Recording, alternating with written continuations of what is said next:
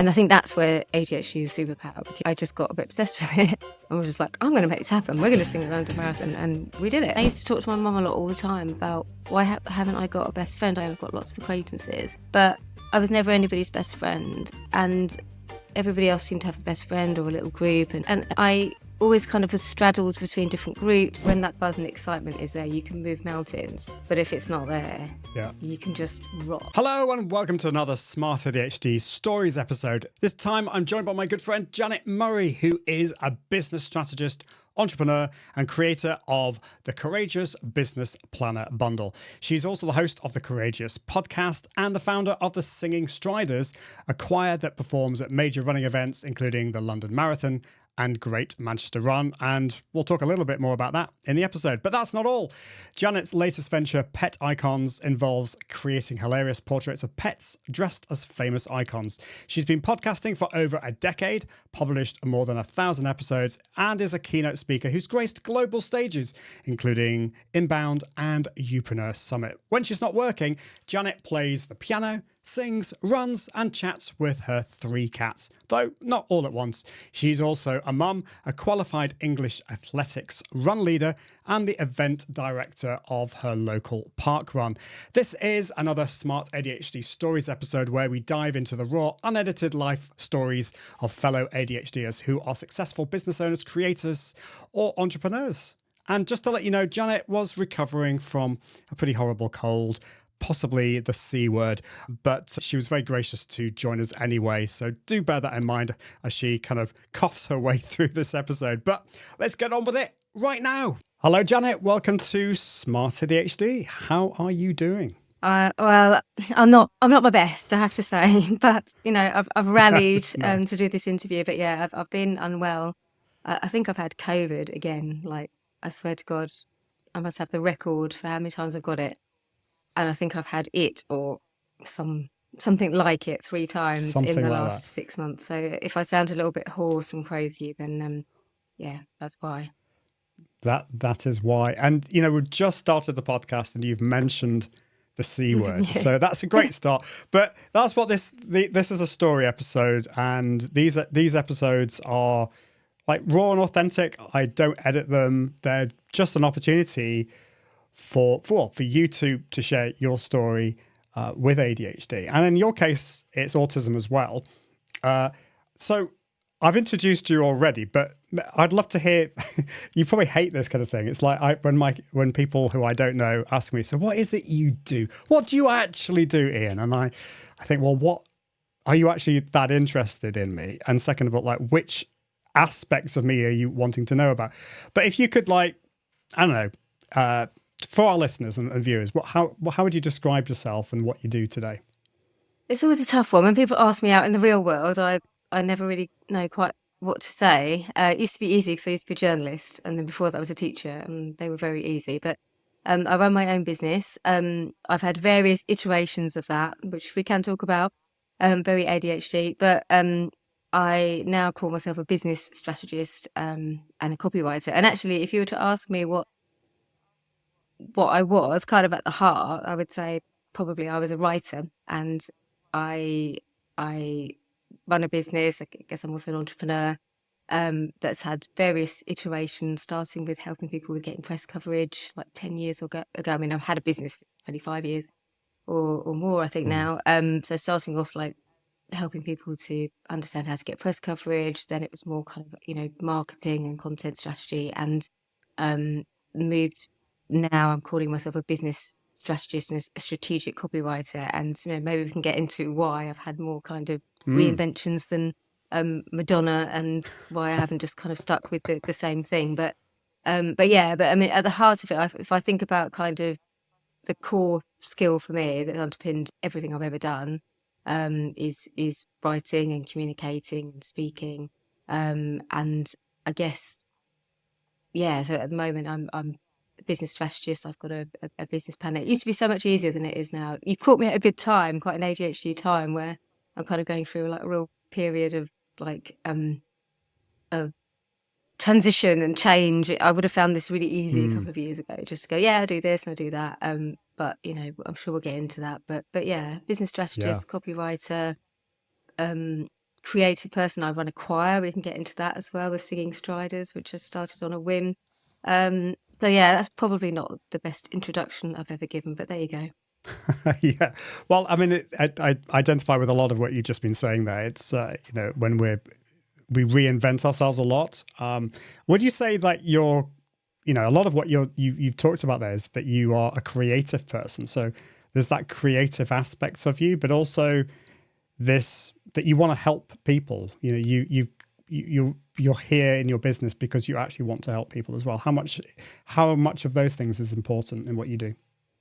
Yeah, I think I love helping people, but actually I've just recorded a new training that to go alongside my strategic business planner, which I bring out every year. And at the start of it, I said what I think being a business owner or an entrepreneur is really about is about making opportunities.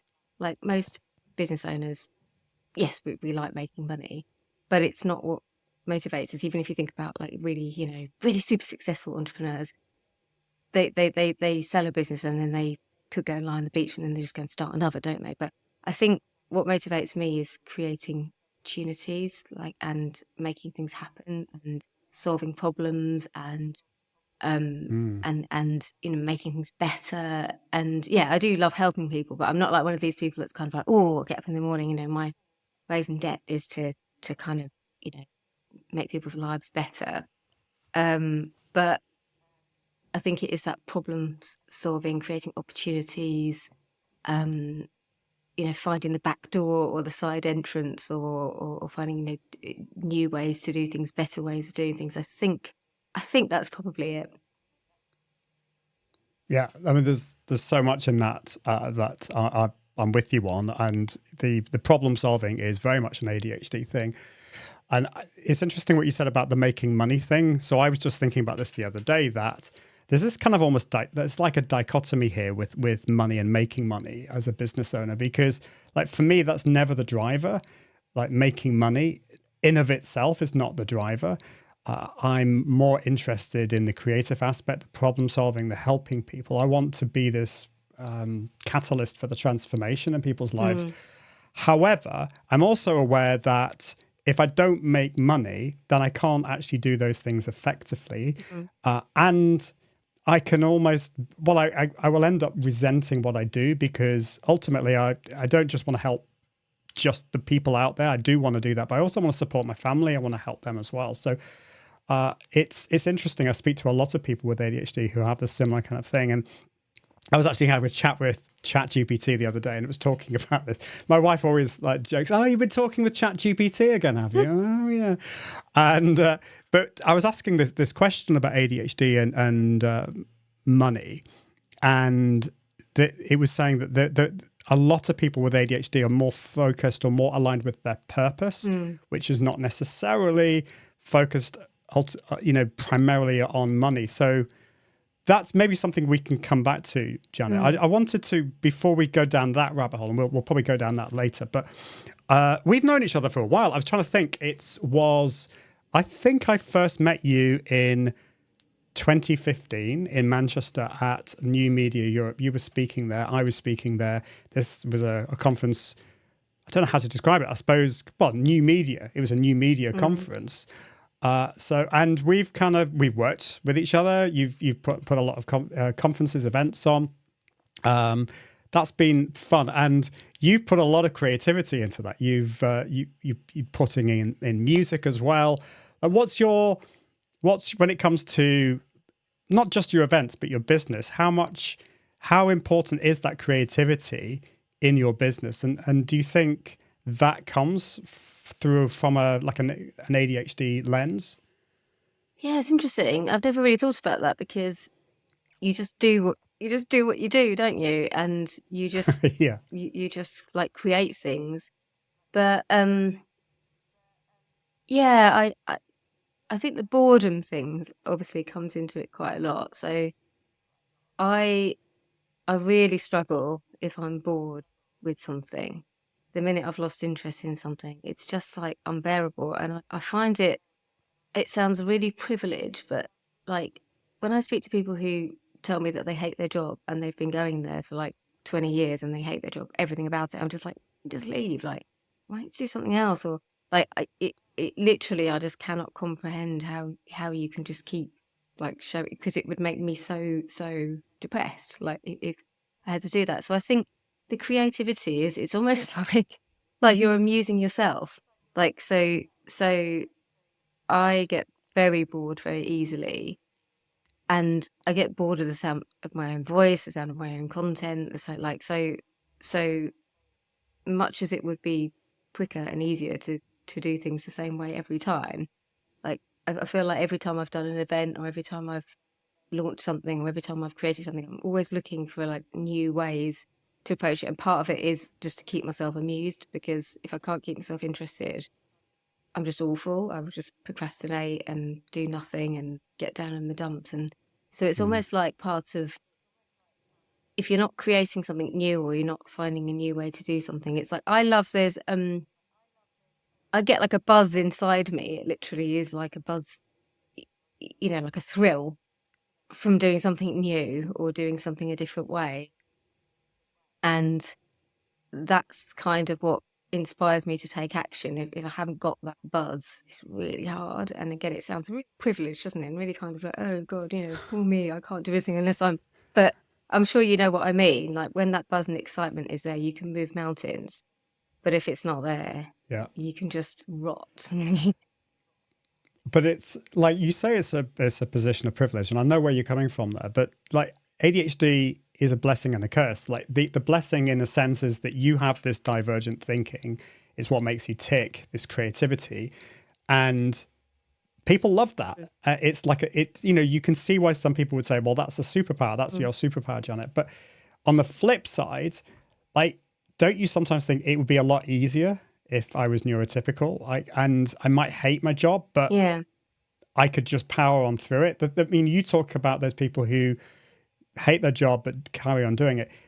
It seems to me from what you're saying that you physically just could not do that. You just would not be able to do that. So you're in this situation where you're having to reinvent yourself. You're having to do all these new things, which is a lot harder. I mean, arguably more fun, but it's harder. Yeah, it's hard. And I think there's a lot of self-loathing that can come with it as well. I mean, literally, before we got on this call, I was talking to my husband. I was just having a massive, like, heap. He was saying, "What's wrong with you? You don't seem yourself. You seem down, quiet, and stuff." And I was like, because there was all this self-loathing about why I didn't do this earlier, why I procrastinated on this, why I didn't do enough of that, why I didn't do it's just constant. And then, but when I compare the amount of effort and the amount of time, and often how much further I will go than other people to make sure people understand what's expected of them. And you've seen my events and like the way that we would communicate with our speakers and get people involved and all the reminders and whatever. Like I feel like, but even for me, even going 10 extra miles is never far enough. And there's this kind of sort of self-loathing that comes with it, because I often have my best ideas like literally just as 2 weeks later than I needed to have them. So I'm in a constant state of like I literally cannot be creative. It's funny because I think you and I have both sort of come across people in business who do everything. I think you're more organized than I am, but like we're much further ahead than say I would. And it's not like I'm being difficult by going, oh, I'm not doing it. It's literally that if I do something 6 weeks ahead of, it'll be crap, because there's no, the inspiration isn't there. Like there is this kind of almost like I need a fire under my backside to get that spark, and it comes too late, and it's like stressful because you it'll come, but you don't know when it'll come. And then once you've had that, oh my God, no, this is a much better way to do it. Like I was going to do it like that, but that's, oh my God, like you just have to do it like that. But then you're up, up all night or getting up at 4 o'clock in the morning to finish things, and then you're stressing out everybody else around you, because you've suddenly had this great idea and you need this, and this. And, you're asking people to do work late or to do things that they weren't expecting to do. And, my mind works at 1,000,000 miles an hour. And I really like, why didn't they get what I said? And so does that make sense? Is this kind of like, it's almost like a constant cycle of self-loathing. Like you're doing these, you actually look, if you look objectively at what you've done, like you've done something amazing, but all you can see is all the bits you didn't do or the bits you could have done better. All the negatives. Yeah. I mean, this is such an ADHD thing. And I think since being diagnosed and understanding more about ADHD, this has brought a lot more clarity. And it took away some of the self-loathing, but I've since realized that self-loathing can often be a tactic or almost a strategy that we use, or the part of our brain that's involved with this uses. This is something that my friend Dr. Tamara Razia has talked about. She talks about 6 bad tools that we can use. Sometimes that's procrastination, sometimes that's anger, sometimes that's avoidance.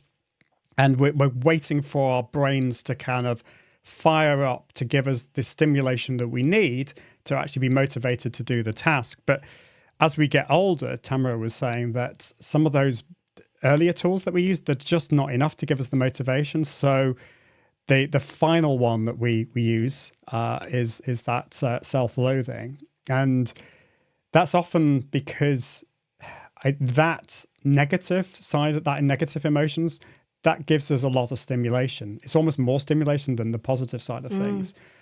So is that been your experience? This, even though intellectually, you've done a good job. If you stop to think, like Janet's events are amazing. They are, some of the best events I've been to.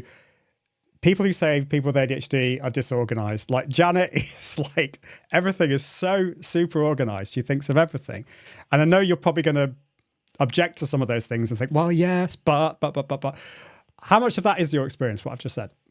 Well, I do think that I pull it out of the bag, and I think I do think often of things that other people don't think of. And every time I do an event, I think about it, or I'll go to another event and I'll see something that made me feel uninvolved or felt like a bit slapdash or whatever, and I'll be like, or I'll see something really good and I'll be like, oh, that's a great idea, maybe I could develop that idea this way or whatever. And so I think I do put on really, really good events because I think of everything, but I also like burnt myself out. The last event I had, I practically had nervous breakdowns. Some of the things were external to the actual event, but like I put myself under so much pressure to do everything so perfectly. And the amount of content, that, if you want to communicate really well with people and ensure that nothing's left to chance. Excuse me, I'm going to cough. I've done really well not to cough up until this point. Sorry. But I know they're really, really good. And I know they're a cut above, like, what other people do, even people who do great events, because I know, but I do sometimes wonder at what cost. And like my husband has this phrase that he uses, just enough. And that's his motto in life, just enough to get by. Actually, his work is much better, just enough. But it's a kind of funny thing that we talk about. But, the idea of just doing enough, like, and I do think as well, I sometimes wonder whether part of this compulsion to do everything more perfectly than other people and to go that extra mile and to think of all the things other people haven't thought of might also come from those experiences you've had as a child when because you're slightly different and I used to forget my books a lot at school. I was a bit messy. I had quite bad handwriting and like I had this pervading sense of like that I was much cleverer than people gave me credit for, and that for some reason people always like kind of just seemed to miss I was clever, but like they didn't realize how clever I was. And I feel like somehow there's a kind of, because I think a lot of ADHD people will have experienced that kind of shame. Like, like at school, I was brilliant at English, history, and RE, music. Everything else, like I was just kind of just about scraping by because I wasn't that interested. But once when I was a kid, I was good at everything. But then, and to kind of almost have that shame of kind of, knowing that you're exceptional at English. Like, I used to get like the best marks in my year, whatever context I was in, I would be getting the best marks, the highest grades. But then I'd be in my maths class and I'd think, God, this teacher thinks I'm really stupid. And all those kind of like conflicting like experiences of feeling shameful because you're not as organised as other people, or you're late with your deadline, or your handwriting's a mess, or whatever it might be. And then I think I've got this real compulsion to prove myself and to be better and to be perfect and not have any mistakes. And yeah, I think does that kind of resonate with you? Yeah, there's this perfectionism aspect that's definitely part of ADHD, and I would call myself a recovering perfectionist. I try not to do it because I just know, like, I've been burnt out a couple of times, and that is because like I want to do everything like just to make it perfect. Is another reason why I think I probably flocked to using live video, because it felt like at the time this perfect antidote to perfectionism, because it just meant I would get it done, because it was never going to be perfect. But that was quite a tough road. Interestingly, at school though, I think I always thought I was a lot worse than I was. I always kind of questioned my own intelligence, and I still sometimes do that today. But I think these are just maybe different coping mechanisms, because there is this, I think a lot of us with ADHD are not so good at self-observance. We there's a disconnect between what we think we are and what we actually are. So in terms of it could be our intelligence, it could be our social skills, it could be any of those things. We can have a lot of that, and our brains are very good at making stuff up about ourselves. This is something I've learned about the what's called the default mode network in our brains. Like it just is great at making absolute rubbish up about ourselves, and then we believe it because it's really good at it. So I want to. So this has been such an ADHD conversation. We've been all over the place. But I want to, so I do want to go back to your childhood, but before we do that, I want to ask you about your kind of the start of your realization of ADHD and autism as well. So can you tell us maybe when you started, maybe not when you first started to feel that you were different, but that maybe there was a name for this? What was your journey towards getting assessed in the first place, and how did that change things for you?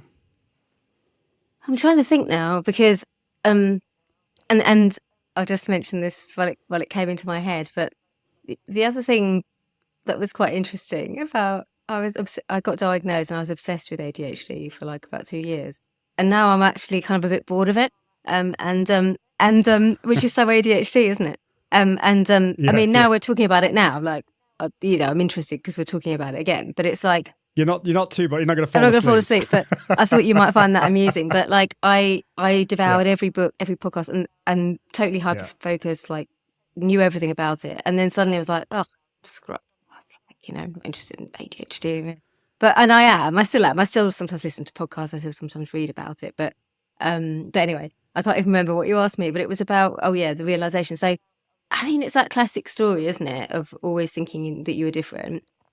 And I find myself wondering a lot about a lot of things, but I wonder whether everybody feels like that. Does everybody go through their childhood?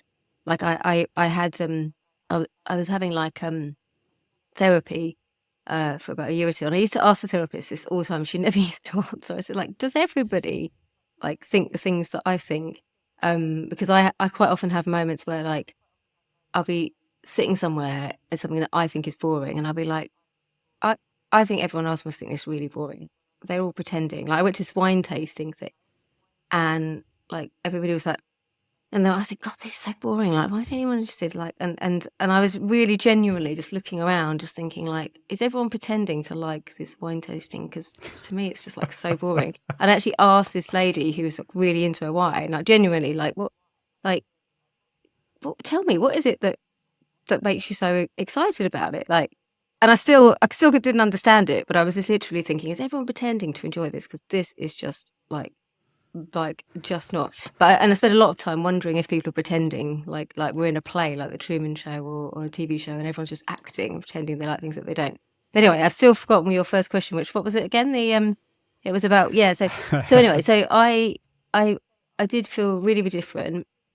For me, a lot of it was around friendship. I felt quite disconnected. And I used to talk to my mum a lot all the time about why haven't I got a best friend? I always used to feel like I had lots of friends, like sort of acquaintances. It's still the way now. I'm exactly the same. I've got lots of acquaintances, but I was never anybody's best friend. And that everybody else seemed to have a best friend or a little group, and I always kind of was straddled between different groups, and it wasn't like I didn't get invited places or got left out or whatever, but I just always felt like I was on the edges of everything. And I think some of that was my fault, because I think to be a good friend, especially if you're a girl, I think there's a certain amount of, you have to show up for things. You have to do things you don't like doing. And I don't like, showing up to things or spending time doing things that I don't want to do just because that's what the friend group do. I've never liked that. And I can think of lots of occasions where I didn't do things because I just didn't want to do them. It wasn't that interesting. But kind of thinking, after a while, people stop asking you, and then I would get interested in things, or I would have like strong interest in things, and I'd just sort of disappear, and then you disappear, and then people kind of. So I felt quite disconnected, and also I felt like that this kind of almost obsessive quality I had about, if I was interested in something, I was just obsessed with it, and I was just like doing that, and that's all I wanted to do or talk about. And I didn't see that in other people. I felt like I was always striving or reaching for something, or kind of like, and I couldn't sit not I couldn't sit still, but I couldn't be relaxed and be content, or and so these were all things that I kind of just always thought about myself. And I kind of thought, I'd be looking around going, but everybody else seems to be content. Everybody else seems to be just sort of getting on, and like they're happy with what's going on. Like, why am I just always looking for something else, or looking for the next kick, or the next high, or the next kind of, and so I think there was always that kind of sense. And I can't really remember. I'm trying to remember what it was, but I think I can be very impulsive, so I can leave jobs or leave relationships or like situations, like just on a turn of like sixpence. Like when I was younger, before I was married, it's a miracle I'm married. I've been married for so long, but I used to kind of be going out with someone, and then I would just suddenly get overcome with, oh my God, I don't want to be in this relationship. Like, and literally it would come over me in like a moment, and I would just feel overwhelmed, and like, and I was like, I can't be in this relationship. I used to just get so, I don't know, I was just impulsive, and I could just leave a relationship or a situation, or just literally like that, and cause absolute havoc. I was terrible with money, and I, would spend money that I didn't have. I would know that I was going into my overdraft, and I was spending money, but there was just like no, I don't know, I wasn't thinking beyond that, the moment in front of me. So that meant I was making kind of bad decisions all the time. And I felt like a fish out of water. I just kind of felt like I'd be with a group, but I wasn't with a group. And actually, the first time I started to feel more like I belonged was when I started to get interested in entrepreneurship, because when you start meeting people who are just like, you get to the point where everyone you meet has like left their job or career, or they've like just had this crazy idea they're going to do something or other, and they're just kind of doing it. And like, when you sit and talk to people like that, you find you have a lot in common with them, because you're all kind of, although you might be doing slightly different things, you're all kind of living your life in a kind of unconventional way. But I think before that, I just always felt like I felt frustrated at myself, and I always felt slightly, I've never been depressed, but I felt low, a lot of just a lot of the time, had a lot of emotional highs and lows. Yeah, I don't know if any of that kind of, I know I've explained it better in the past when I was more obsessed with ADHD, maybe before I got bored of it, but Does that kind of make sense?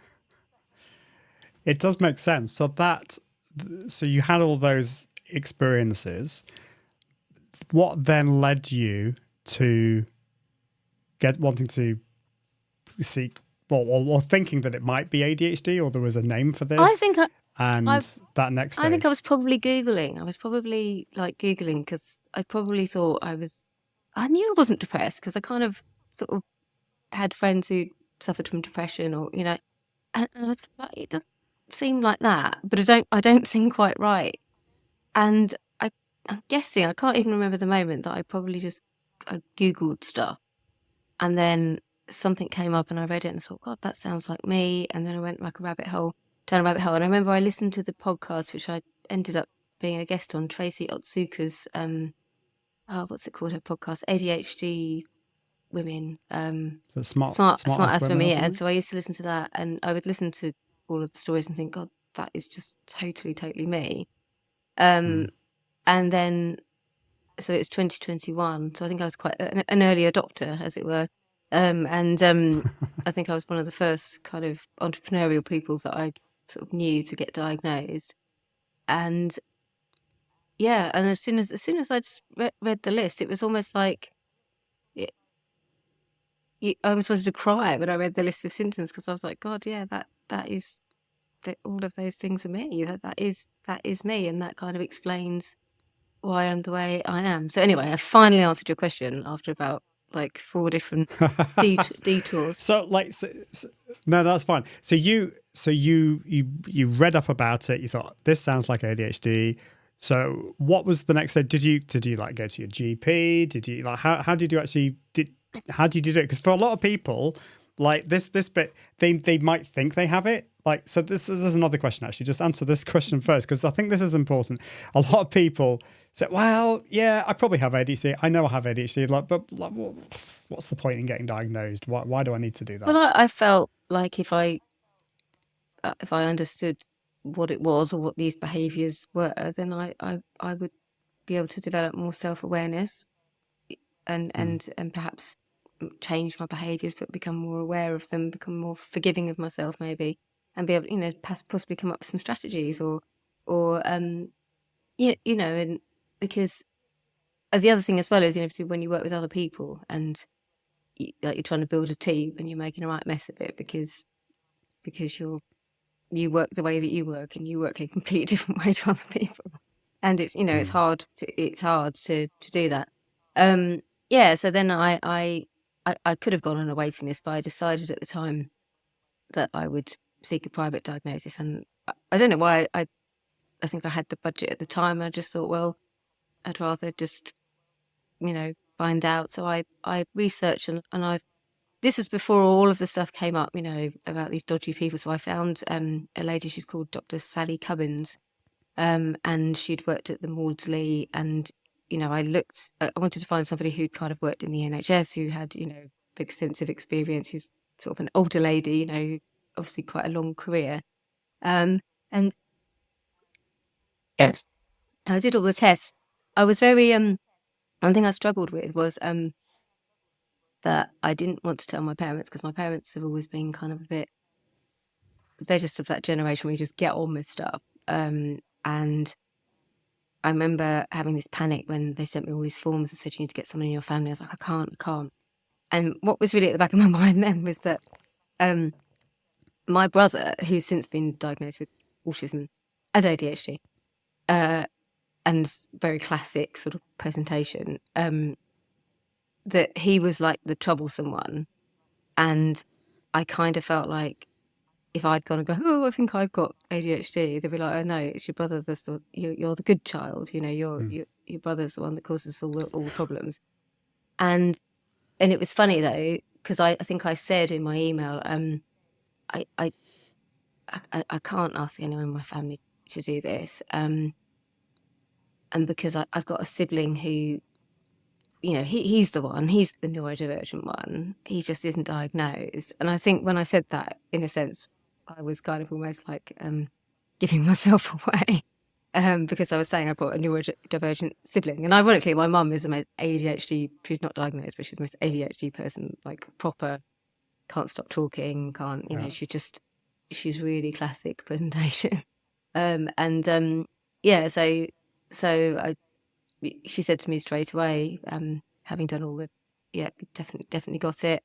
And I tried, I was sort of reluctant to try medication because I'd never even, my friends have had, you know, medication for depression and things like that. I'd never had anything for the head, as it were. And I was scared. And because I'd never really been into drugs or anything when I was younger, I was a bit scared. I had this idea that I'd take it and I'd be like popping, you know, and I'd be like tripping or whatever. And it, you know, it had the opposite, where I was like, oh my God, this is what it feels like to have a really quiet brain. And this is not what it feels like not to feel kind of low. I just had this kind of like sadness or kind of low, just lowness like all the time. And to sort of feel yourself perk up almost and kind of like, you know, be a lot brighter. So that was back in 2021. And like I say, I was a bit obsessed with it for a couple of years and like learned everything about it, went down rabbit holes and, you know, wrote a lot about it. And then in my usual way, got a bit bored of it. But I say I've got bored of it. I got bored of like researching about it endlessly or whatever. I mean, again, I do sometimes, I might pick out a podcast to listen to and, you know, I do sometimes read about it, but I'm just more aware of myself and the way that I behave, because, you know, depending on what's going on in my life, I can be more or less ADHD than other times. I think I'm 50 now, and I gather that a lot of women of my age, that the hormones can kind of make some symptoms worse, apparently. And then you mentioned the autism diagnosis, and thinking about the autism diagnosis, I kind of like, I go through phases where I think, no, I haven't got that. That's a mistake. Not because I think there's anything wrong with it, but what happened was I had something happened in my personal life that was really, really difficult, and it was a horrible thing to happen, and it would have been horrible anyway. But I just, I it brought out behaviours in me that I know were there, but it kind of it sort of highlighted to me some areas where if I'm not regulated, if I'm not in good order, it can really, it's really hard to explain it, but there were kind of things that weren't explained by the ADHD. I've almost got like the other side. So I am, like you said, I'm like organised, do everything on the last minute, but actually the way that I do everything is like with precision, like systems and lists and order, and like I do everything in very particular ways. And I was just noticing some behaviours in me that were almost at odds with the ADHD side of things. And I think it was exacerbated because I was going through something really, really difficult. And it was basically like, I mean, I've also read that women, when they get medicated for ADHD, if they are sort of more of an ADHD variety, that it deals with the ADHD symptoms and and then the kind of more autistic symptoms. I've got this theory, which has got no grounding whatsoever, that like further down the line we might find that there's just a brand of ADHD which is more autistic, if you see what I mean. So it's more of a kind of ADHD, and I'm that. But I think I was experiencing life and the world, like all of the things that features of autism, you know, things like sensory issues, communications, everything was just ramped up to like a million. And I think what I've noticed is that when like at the moment I'm, you know, I'm in a fairly sort of good place. There's nothing going on, touch wood, outside of my work or whatever that's causing me too much worry or distress. But I think when I'm trying to explain it, but I think those parts get really, really heightened, particularly around emotional regulation. I do find it really, really difficult to regulate my emotions, not in a kind of way that I'm like shouting at people or something, but it can just take everything over, become so stressed and so distressed, isn't me, not de-stressed, distressed. So I actually then went and looked into that as well, and just found that apparently I have both, but I think that I'm I think I'm more ADHD. And as I say, I've got this theory which is totally, not backed up by evidence, but that we may well discover as we get to know more that there's a kind of ADHD which is almost like an autistic ADHD, if that makes sense. Yeah, definitely. Oh, that's my phone ringing in the background, and I can't do anything about it. So there we go. I'm That's going live to video. not be a perfectionist. Yeah.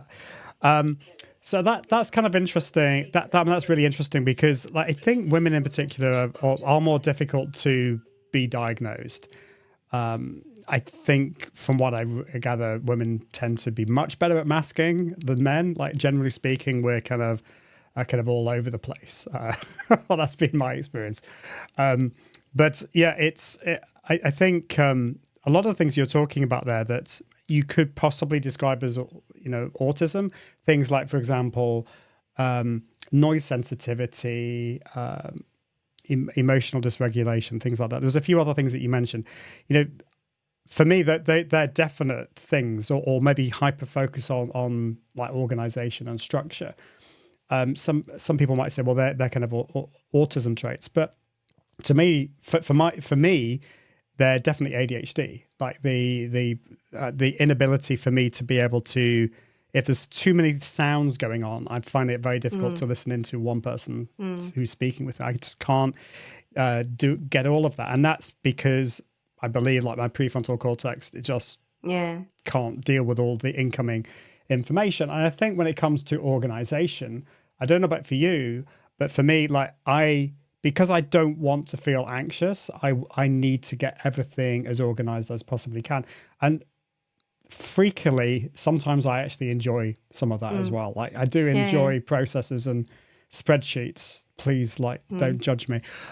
So I think, and then the other thing I was just going to say is I think personality comes into play a lot more. So, like, your personality plus ADHD is going to look different to my personality plus ADHD. So we're all different, and it's fascinating stuff. The thing for me, I think, was black and white thinking. So I do have quite strong black and white. I'm very rule orientated, and things are either right or wrong, and they're either true or they're not true, or they're factual or not factual.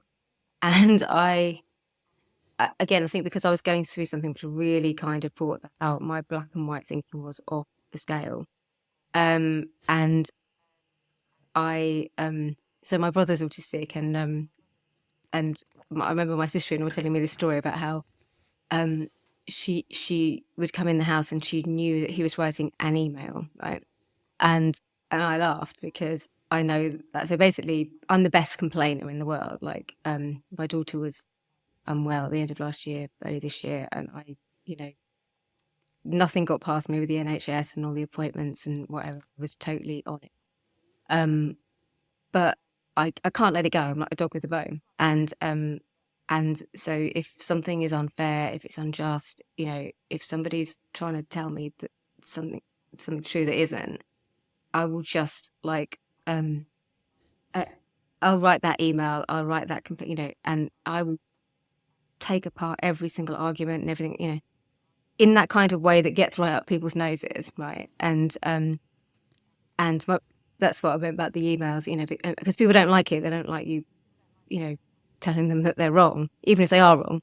And I think I had a lot of realizations about things, whereas I thought I thought I had good social skills because and I think I do. I think, and a lot of women, I think you learn things, how to do things. However, I feel that I had missed, there's some things that I'd missed where people have maybe got annoyed with me or got, like, offended by things I'd said or, like, whatever, because I hadn't realised that it wasn't okay. Like, I'd missed, I think I started to realise I'd missed some social things, and in my kind of, like, sort of autistic black and white thinking, like, that I couldn't see any other way.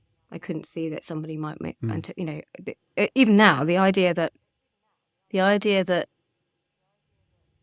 someone could look at certain things and say, well, oh, I don't know, it's not so black and white. I'm like, well, no, I actually find it quite almost distressing.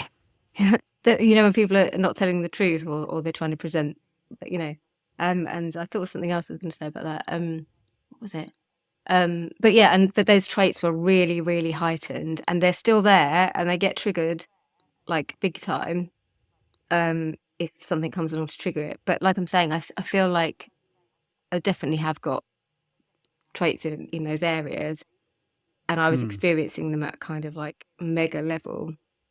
But I do wonder whether further down the line, like I say, they might sort of go, actually, there's a brand of ADHD which is like this ADHD, which has actually got these real strong features, and that would be me. Yeah, there was something else important I was going to say, but I've forgotten. It'll come back to you. And just feel free to interrupt. But so a few years later, it's obviously a few years later since you got diagnosed. You've since become bored with it, but like, is that going to be the episode title? I'm bored with having ADHD. Yeah. I'm bored with ADHD, but like, clearly, it did make a big impact on you, the idea, and now you're in this position a few years later where it seems like you have a lot more kind of self knowledge and awareness of the way your brain works. And I'm interested in how has that affected your life, both in your personal and family life, but also in your business. Are there any things that you've put into place? You've mentioned medication, that's one aspect, but I'm sure there are others. I was thinking about this earlier, and I don't think that you can't cure ADHD, can you? So, no. And what I find happens is I will discover something that works quite well for me. You know, like I might have a way of planning or working or whatever, and then it'll work well for a while, and then it doesn't, and I get bored of it. And so, do you know what I mean? So you might, sounds familiar. So, you go, oh, brilliant, this is working really well. I'm doing, 15 minutes of this every day, whatever. And then like you're bored of it or something happens. I think where I probably am a bit better and not perfect by any means is I think I do have a bit more self-acceptance. And I think I'm getting better at, and I think I had therapy, but it was kind of specifically like sort of coaching sort of around ADHD and neurodivergency, and kind of just accepting that, like when you're an AD, something I think about myself actually, and I've noticed this because I've taken on a few new projects this year, and I think sometimes my enthusiasm can be too much for some people, because like I'm right up here going, let's do this, and I've always known that, and I've always known that like my pace is a lot faster than other people, and I'm kind of like, oh, well, we need to have a meeting about, let's just do it. We've decided we're going to do it. And so I think, so in some ways it's helped me to recognize, oh, I'm doing that thing. It doesn't make me bad, but I need to slow down because this is too much, for other people. I need to just calm it down a little bit. But then the other side of it is kind of like, well, that's how I am. And actually people who are not like that, they're not, it sounds awful, but they're not really the kind of people that I would feel that inspired to spend time with anyway. So I think you spend a lot of time worrying, like, for example, about being part of friend groups that I didn't want to be in, like, because I like being around buzzy people who've got ideas and people who are kind of like telling me about their project that they're working on or whatever it is, even if it's not like anything that I'm interested in. And people who are just sitting there going, well, getting a new conservatory, nothing wrong with a new conservatory, but, and, we're going to see the mother-in-law at Christmas, and still in the same job, but, Chris is getting a bonus at Christmas. Small talk. Like, and I think kind of for a long time I kind of felt like I had to, like I kind of wanted to be part of those groups, even though I didn't want to be part of those groups because I found it boring. And even things like, with my running group, they have this thing every Christmas where they have a social, and like it basically involves going to a noisy restaurant, sitting on long tables, can't hear anyone, having to game it so you don't sit next to the worst person all night, whatever. And again, I find myself thinking, is everybody just pretending that they enjoy going to a really, really noisy restaurant where you can't hear anyone? Like, I actually get, I don't know about you, I find myself feeling quite angry, you know, like if someone keeps trying to talk to you and you can't hear because of the background noise, I start to get angry, like I want to snap at people. I think that's not good. Like I don't snap at people, but I feel like I want to snap at people. And so I've just started saying no. I just started to saying, like, no. And something funny happened to me the other day where, like someone hugged me. Like, and again, it's not like I don't like, hugs. Like, I just don't see the point of, you know, when people go around, like I think I'm sure we've hugged when we've met up before, whatever. But you know, those sort of people who just have to hug everybody whenever they like see them or don't see them. Yeah. And unless I'm genuinely happy to see someone, like I don't want to hug them. And so something happened at my running group the other day where somebody like sort of went to hug me, and I actually said, I'm not really a hugger, like, because I don't really know this person very well, and I didn't want to hug him, and he was all sweaty, and I was all sweaty, and then everyone laughed because I think everyone knew that I wasn't a hugger, and then everybody else proceeded to hug me, which was just excruciating. But like just sort of accepting those kind of things about yourself, like it's okay, like not to be a hugger, and it's okay to actually, you know, and it's okay. You can enjoy the parts that you like, but you don't have to go to the Christmas thing and sit there and want to kill everyone because you can't hear, and it's small talk, and you know what I mean. I think I've got a bit better at just kind of going, well, that's how I am. I don't know if any of that makes any sense. It does make a lot of sense. Like, and I've been at these kind of parties, or you know, sometimes it's like a marketing event, and there's a little party afterwards or gathering, and there's a live band. I'm supposed to be talking to each other. I escape to the toilets. Like, and I'll just have like 2 minutes. I'm not going because I need the toilet, but I'm just going to have a little bit of. And then I go back, and then I can cope with another 5 minutes. And it is painful. It is really excruciatingly painful. And then I'm trying to listen to them, and I have no idea what they're saying. And I'm thinking, well, do I do kind of like a laugh at this point? But they might have said that their granddad just died. And like it's not good. It's not. But again, good. That's one. And I think that's one of those moments where I find myself thinking, is everybody else in the world pretending except me? Because like Andrew and Pete's events, and they put on, you know, these great events in Newcastle, but the bars, because they're young men, would be really, really noisy. And I remember once walking in, just going straight back out again, because I just can't stand it, because I'm irritated because people are trying to talk to me. I can't hear them. Like you say, they might have just said their granddad's died, and you're not sure. And I just think, surely everyone must be pretending. Everyone in this room is just like, and I have these massive existential kind of like crises in my head, because I'm like, why are we living in a world where everyone is pretending that they like being in here? And then I think they can't possibly, like, they must like it, but who likes shouting? You know what I mean? And then I'm just like, my head, and that's the other thing I think about ADHD that I think people don't often appreciate. I met somebody recently who, he started talking to me, and immediately I thought he's ADHD, and because his verbal output was like the inside of my head. But I think sometimes because I don't appear like that on the surface. I mean, I'm talking a lot now, but if you met me normally, I probably would seem fairly, you know, calm most of the time. But that chatter that's going on in your head the whole time, I sometimes say to my husband in the morning, like, I'll be like, because I get up early than him, I'll be like telling him all the things that I've thought about in the hour that I've been awake or something. And he's like, just wears me out just thinking about all the things that you've thought about.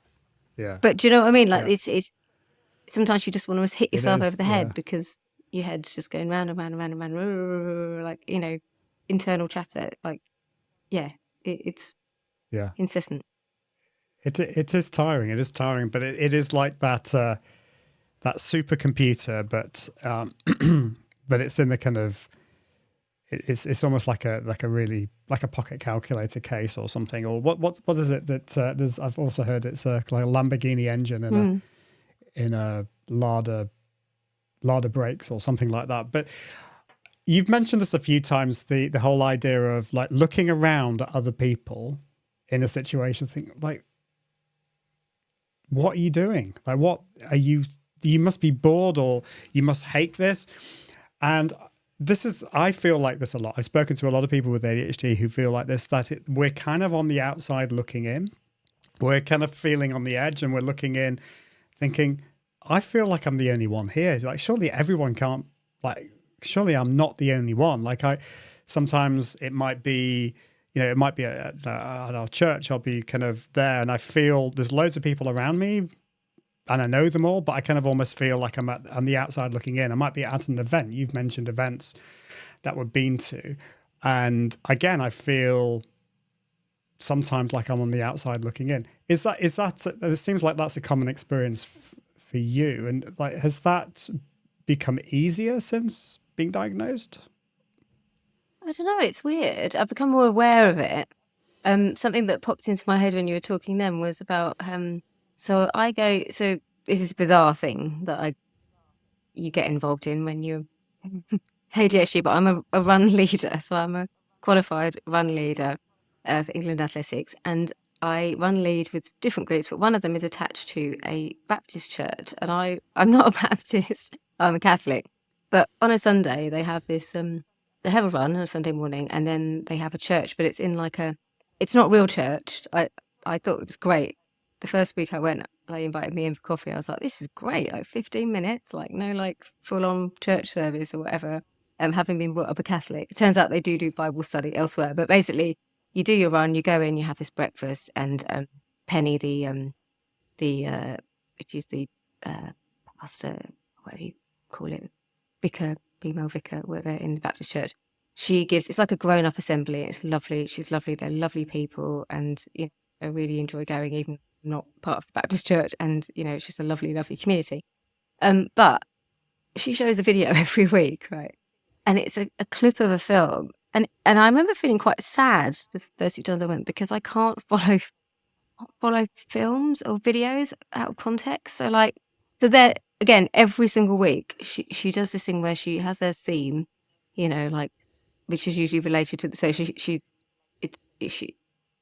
sort of is a general thing about forgiveness or friendship or looking after each other, and then and then Simon said or whatever, and then it comes back to the Bible. But she uses like popular films, and she shows clips of them. She just can't follow them, and they're often funny, and everyone's laughing, and I'm like, it's very isolating to be sitting in a room where everyone's laughing, and you can't follow the video, or you're just not finding it funny. Like, they're watching Mr. Bean, and I was just like, everyone's laughing. And again, I'm looking at my dad, they're all pretending to laugh because it just isn't funny. But it's even less funny out of context as well, when you're kind of sitting there and again, that might be to do with my auditory processing. I remember at school I used to struggle when they used to show films. I could never concentrate. Like, when they used to show films in the classroom, I couldn't concentrate on them. It wasn't the right environment for me. And it would all go over my head.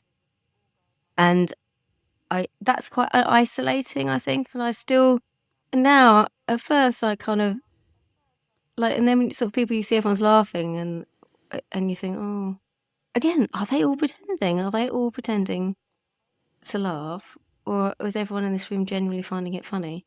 Or genuinely following what just happened? Like, yeah, so, yeah. And maybe the truth is that there's a mixture. There's some people who are kind of masking and are just kind of pretending to laugh. But there are probably generally people there that are finding it funny, and we're just all different. And that can be difficult to come to terms I'd like to with, go around because and poll everyone and just ask everybody, look, is that okay if I just ask you, did you really find that funny? Like, no judgment, like, because yeah.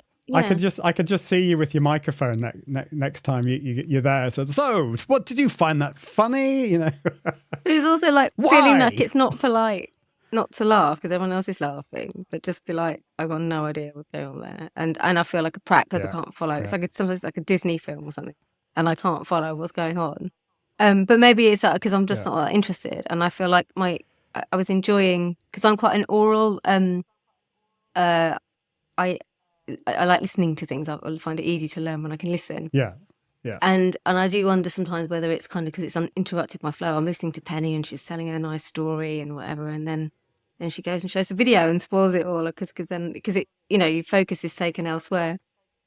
Well, I think that makes sense. Like, and again, the ADHD is not just one thing. That I keep on saying this. There is many types of ADHD as there are people with ADHD, and sometimes, well, often it's ADHD and something else. So, like for me, when I got diagnosed, it was ADHD plus anxiety. But I like for years, I've wondered whether I was dyslexic because I really struggled with English comprehension exercises. I was very good at creative writing, but the comprehension exercises I struggled with. So I wondered whether I was dyslexic. And somebody said to me that people with ADHD don't have learning difficulties, but they often have a difficulty with learning. And it just might mean that for you, certain ways of consuming content or learning you don't find helpful, but other ways you do. And it's a case of learning what works for you. I used to beat myself up I used to read loads as a kid, and then I just really struggled. And now I listen to books, I listen to podcasts, and I watch videos. And I still sometimes beat myself up because I wish I was a reader. My daughter is reading all these, you'd be so proud of her. She's reading all these classics, you know, oh my goodness, some of these books she's reading. But we're all different, aren't we, in the way we learn? And it sounds like you've kind of almost that self-acceptance in the way your brain works. Yeah. That's certainly kind of become a And thing. it made me think about, I'm sure we've talked about this before, about reading music. So I was never brilliant at maths. I was all right when I was a kid, but once they started introducing letters and the pace was just too fast for me. I just needed them to slow it down. But I struggled with music theory. Like, I found it hard. It's quite mathematical. But also I think about it now, I can read music, and but reading the music, playing the instrument or singing or whatever, like there's a lot going on at the same time. Driving, oh my God, that could be a whole other subject. It took me so many goes to get my driving test. But what's a real shame about it, I'm sure we've talked about this before, is that I've got a really good ear. And when I was a kid, like I used to like harmonise to the adverts, like when I was a little kid. And I can I can harmonise by ear. I can come up with a harmony line in my head. I can and I didn't realise that. I'm only realising now that not many people can do that without anyone teaching them how to do it. Like, I just do it. And instead of kind of developing that skill, I've stopped reading music. So I do read music, but what I mean is I pay from chord charts. I just teach myself by ear.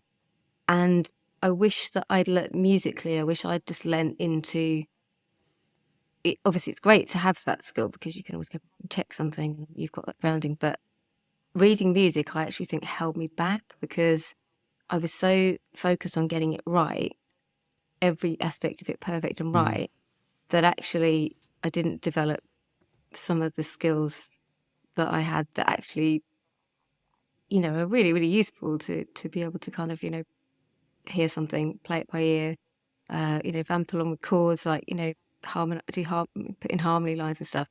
And I think it's a shame that, like, if I understood, maybe if I knew that I had ADHD when I was younger, I may have gone, do you know what? I've learned how to read music now, but actually I'm going to develop these other skills because I've got this natural ability here. Like, why not too worried too much about that? And I think that's a shame because I think sometimes and I think that it is to do with some kind of sensory or auditory processing or something like that, or just too many things going on at once. But it's a shame when you look back and you think, God, that's held you back, really. Yeah.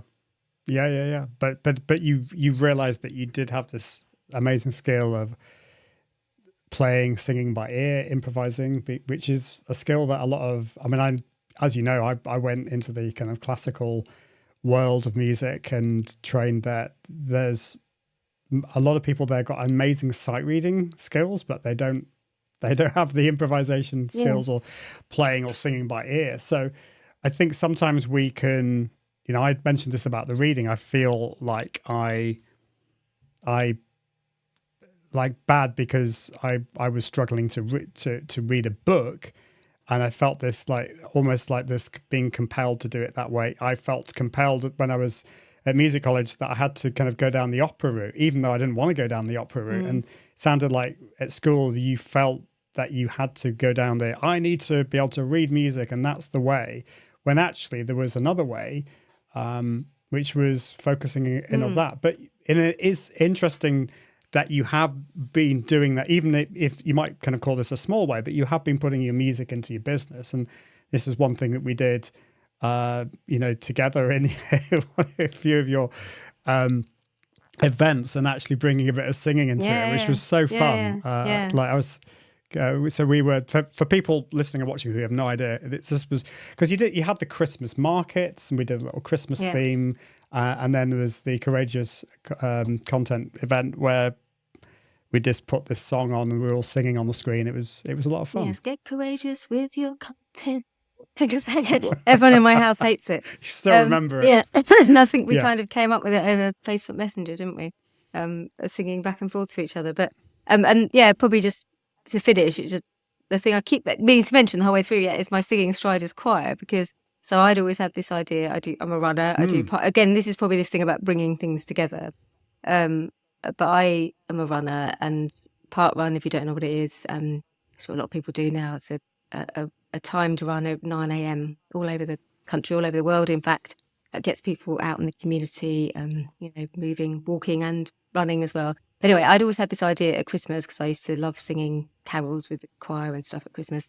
Wouldn't it be great to hear music at park run at Christmas? Like, wouldn't it be great just to like get to the finish and just have a little group of people to sing? Because I used to go carol singing with my mates around here, and like we'd just knock on people's door and we'd be singing in 4-part harmony again. And I'd be doing that probably by ear, I think. And so I'd be like, so I just had this thing. I just thought, I'm just going to do this. So I just reached out to some people, and actually all the people from my old life who I used to sing with said no to me. But anyway, I just kind of just thought, I'm going to try and make it happen last year. So I did. So I just like asked all these people. We ended up singing local park runs, and then it went really well. It wasn't perfect or anything. Ian helped me. You did a session with me, didn't you, to help me, get everything, to come up with a plan for everything. But anyway, it went really well. And then someone said to me at the end, oh, that was so good. Wouldn't it be great if you could sing at the London Marathon? And then I thought, I wonder how you do that. And I kind of set it to myself as a target for like, say, 2025. And then it happened this year. We also did the London Landmarks Half Marathon. And it was just that thing where I was just kind of like, well, how do you do that? And I met somebody who worked for the company who does the London Landmarks, and I thought, we can get booked for that. I agreed to do Great Manchester Run. Like, oh my God, no idea how on earth, because I don't live in Manchester, I live in Kent, how on earth I was going to like get enough singers and sort it out. But anyway, we made it happen. It was great. But I just kind of thought, well, it's just like one step at a time, isn't it? And I think it's that thing about sort of, I'm not afraid just to kind of try something, put myself out there to ask people for people to say no. And I think there were some people at the start of it who I think thought was a bit bonkers, but I knew in my head, I could see it in my head. We've got these like high-vis jackets with singing striders on the back. And I had the vision, like I didn't have the clear, but I had the vision and I had the idea. And I knew if I could get enough people, I knew I could make it work. I knew it'd be brilliant. But I did have people like who were just like, yeah, well, that's just weird. And because it wasn't like a normal choir as well, because it's like, the thing I don't like about choirs is that you spend a lot of time listening to other people sing and waiting for your turn to practice your part. Whereas I wanted to create something where, people could sing, and so, it's all sort of popular tunes, and I've rewritten the lyrics to make them running themed for like popular things like Taylor Swift's Shake It Off, and, we do all the Queen and Eye of the Tiger, tiger masks, we've got like these yellow hats and stuff. Yeah, as I'm saying this, you were talking about the creativity before. Like, when I think about this, like this, we were featured by the BBC on the BBC's homepage on London Marathon Day, and like, all these amazing. So I was able to bring all of my skills together to get these photos and get this press coverage and stuff. Yeah. It was amazing. But it's wacky, like a choir that specialises in singing at running events that dresses up in, wears tiger masks and like yellow hat. But it works. Like, as I'm saying it, I'm thinking it sounds ridiculous, but it works. But I do think the ADHD part of you is kind of like, I knew it was a good idea, and I knew if I could get the people together and I could get the venues, and I knew it would be great. And I think that's where ADHD is a superpower, because I just got a bit obsessed with it and was just like, I'm going to make this happen. We're going to sing the London Marathon. And, we did it.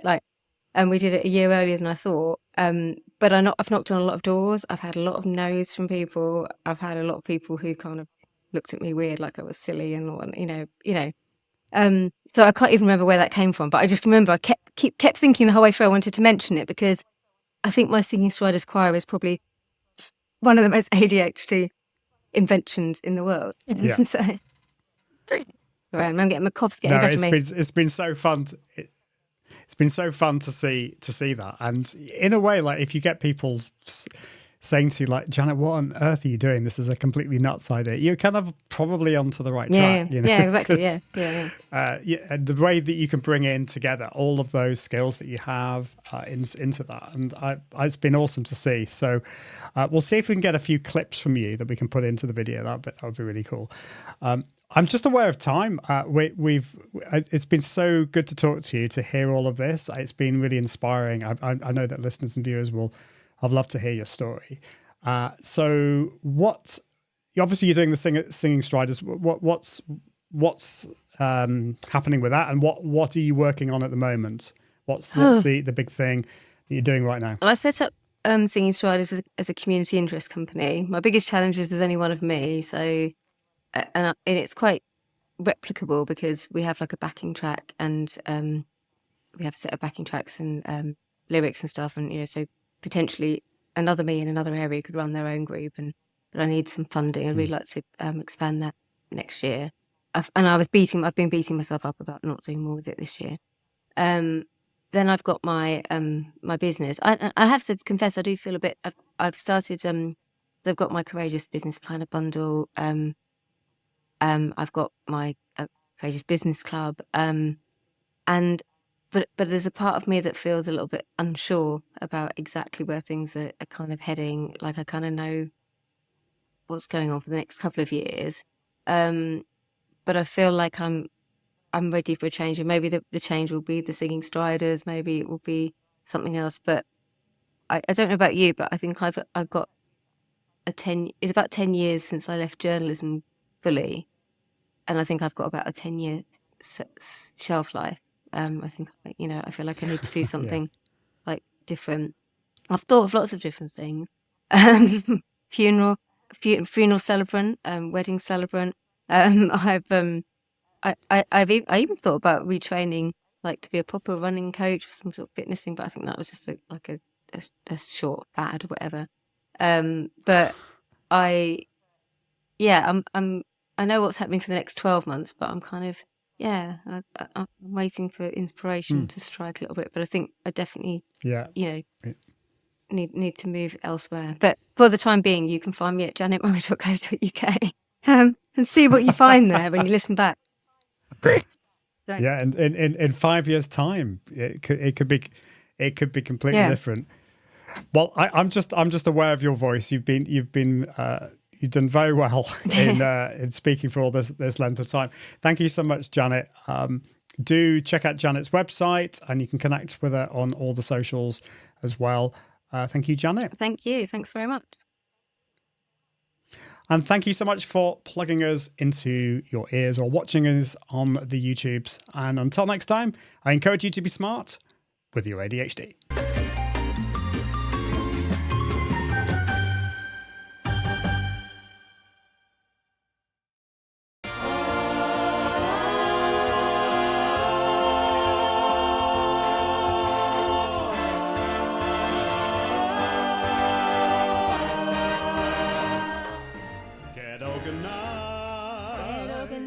Then get inspired. Then get it planned. That's how you get it done. courageous with your content. Get courageous with your content. Get courageous with your